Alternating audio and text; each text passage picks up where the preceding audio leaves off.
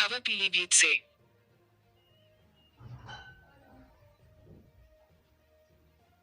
पीलीभीत पहुंचे केंद्रीय सांस्कृतिक मंत्री एवं उत्तर प्रदेश ब्रज क्षेत्र के विधानसभा चुनाव प्रभारी मान अर्जुन मेघवाल ने कहा कि अपने सुशासन और विकास के बलबूते पर उत्तर प्रदेश में भाजपा जीतेगी। साथ ही साथ उन्होंने कहा कि मैं ब्रज क्षेत्र का विधानसभा चुनाव प्रभारी हूं।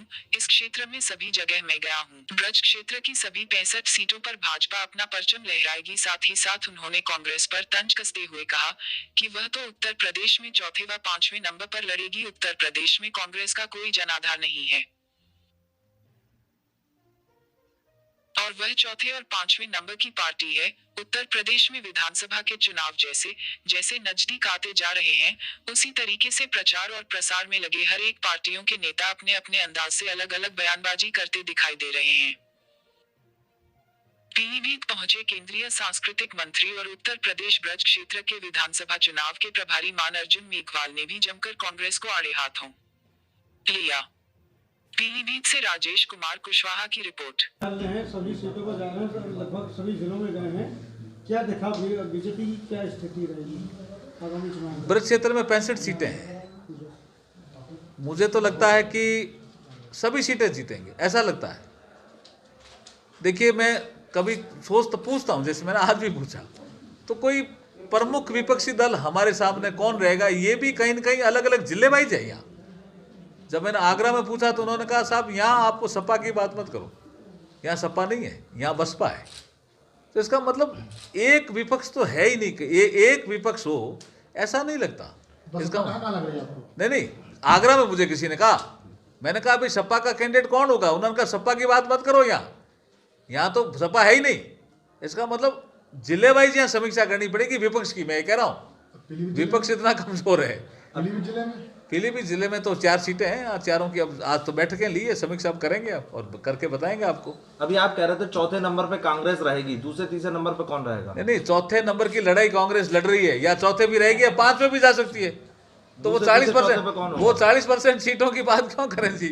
भाजपा कुछ सीटों पर विकास दर जैसे कम हुआ और वहां के विधायक सत्ता के एंटी के, तो क्या सीटें बदली जा सकती हैं? ये विषय भी हमारे सर्वे, ये हमारी सर्वे की रिपोर्ट। देखिए, कोई भी चुनाव हो, कुछ न कुछ तो सीटों में बदलाव होता ही है। चाहे लोकसभा का चुनाव देख लीजिए, चाहे विधानसभा का चुनाव देख लीजिए, चाहे आप पार्षदों का चुनाव देख लीजिए। ये सब चीज़ें हमारा जो चुनाव समिति बनी हुई है प्रदेश में, वो सब चुनाव समिति देखेगी। एज फैक्टर पहले से 75 साल का तय है पार्टी में, पहले से तय है। अच्छा भाई, मंत्री जी है आ रही है पीलीभीत, क्या जन विश्वास यात्रा? हाँ, जन विश्वास यात्रा में मैं मथुरा में था, तो 19 तारीख को जन विश्वास यात्रा को ब्रज से योगी जी ने शुरू की थी। मैं उस प्रोग्राम में था। लगता है कि कुछ असर कर पाएगी? बिल्कुल असर करेगी जी। देखिए, क्या है कि जब हमने सुशासन दिया है, इसलिए जनता का विश्वास हम जीतने के लिए जनता के बीच में जा रहे हैं। कुछ पार्टियां ऐसी भी हैं इस देश में भी और प्रदेश में जो कुछ करती नहीं है, तो कौन सी यात्रा निकाले।